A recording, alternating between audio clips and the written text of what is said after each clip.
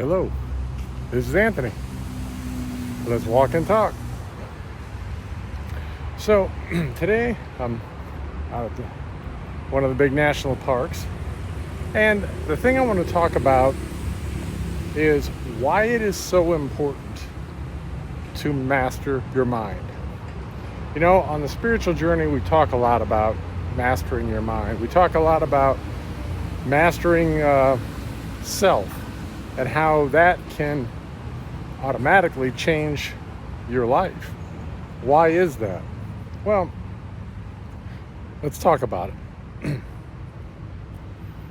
The reason why it's so important to master your internal world is because your internal world, this is going to be a controversial statement, going to make a lot of those in the upcoming videos. Your internal world is what determines your external world. What do I mean? You see, what most people don't understand is that when your internal world is in conflict, your external world then has the ability to bring chaos in your life. What do I mean by that? Well, let's just look at life in general. Most people live in what you might call a victim mentality. The problem with living in a victim mentality is it's a lack of understanding that the universe or the world around you is there to help you, not hurt you. But when you find yourself more in a victim mentality, what you understand or what you believe is that things happen to you and not for you. And the problem with the understanding of things happening to you and not for you is suddenly you just become like a leaf in the wind, blowing here and there. Never do you have the ability to change or affect your life. You essentially release all of your internal power to the external world and external circumstances. And that is because you're not mastering your internal world, your mind. You see, once you can master your mind and you master your internal world, what happens is it doesn't change the way that things happen to you externally. It doesn't change the way that the world projects to you, but it changes how you react to the actions that happen outside of you. By mastering your internal world, what you're essentially doing is you are essentially creating a space of peace and harmony within. And when you can create that space of peace and harmony within, it's much more difficult for someone or something external to bring chaos to you. You know, it's interesting, you know, you look at the world of the athlete. You know, I was a former athlete, and what is the purpose of practice? Well, the purpose of practice is to continue to gain mastery over your craft.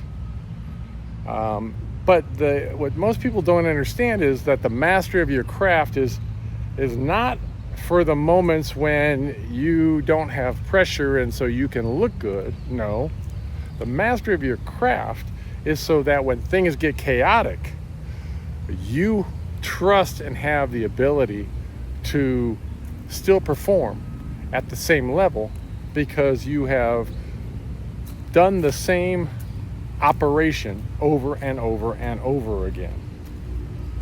Now, this is no different in life and in the mastery of your mind. You see, mastering your mind isn't for the times when nothing is happening in your life and to have peace. On the contrary, learning to master your mind is what helps you to keep the peace and the harmony when life throws you the chaos. You see, then you start to see the chaos around you, but you understand and your mind is not working against you. When you don't master your mind and the chaos comes, your mind works against you. It wants to create thoughts and images of lack and unworthiness. But when you master your mind on a much less basis projects to you lack and unworthiness. And when you truly master your mind, no longer does your mind project lack or unworthiness. So when chaos appears in your life, your default isn't to go, well, this is because I'm not good enough, or this is because there's not enough of this or that. No, your mind goes to peace and harmony, and then it allows for you to have more critical thinking, to understand what's being projected or reflected to you in order for you to learn and evolve and overcome the lesson. You see, most people don't understand that being successful on the test of life isn't just well, it's going to happen once and then you're going to get it again and again and again. No, once you start mastering aspects of life, magically you don't have the same tests that come up because you've already learned, you've already grown, and you've evolved. So what ends up occurring is that new tests pop up. You level up. You go to the next, angle of learning. And this allows for a greater growth and evolution in self and in your being. I think when you start to understand, and we did a video on choice, and we talked about choice. You see, this aligns perfectly with that video, because when you choose to do the practice and take the time to master self, master your mind, then when the chaos occurs, you get to choose how you respond to the chaos. You get to either fall into intrusive or negative thoughts that might pop up based on the chaos, or you can overcome those thoughts and chaos, settle into the peace, and then be able to, in a more holistic view, look at what you're being presented with to help you to learn the lesson in a much more expedient manner, so that you can overcome it and you can fall back into peace and harmony. I think that as I've traveled this journey, especially as I've traveled to these different countries, I think a lot of people think that this type of life is easy. I hear all the time, oh, you're so lucky. Oh, it's like you're on a constant vacation. But the truth is that couldn't be further from the truth.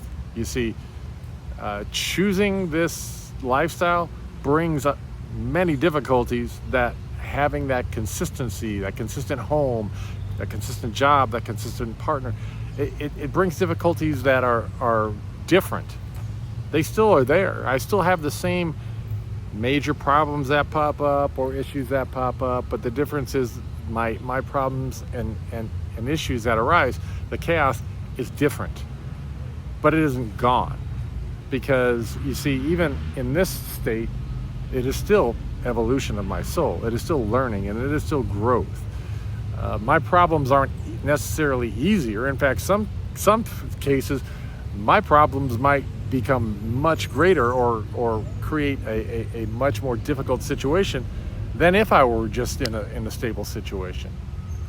Which is why, if I hadn't gotten to the point in life where I had the ability to become more of a master of my mind and more of a master of self, this could be a much more trying and difficult time for me. You see, I think people think of vacation and they think of it's an escape.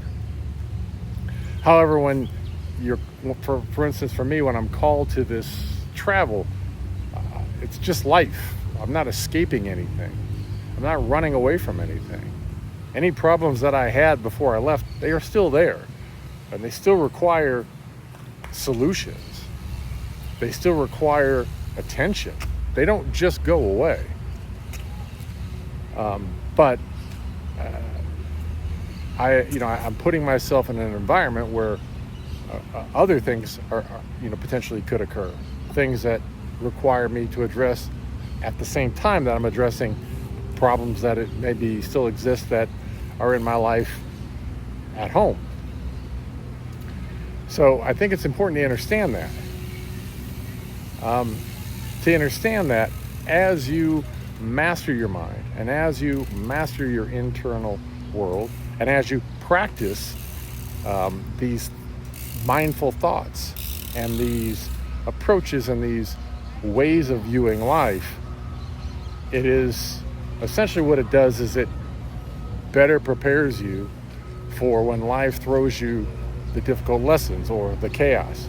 It better prepares you because it allows you to not take them personally. It allows you to look at different situations. It allows you to choose, as we talked about before, how you're going to react to those things.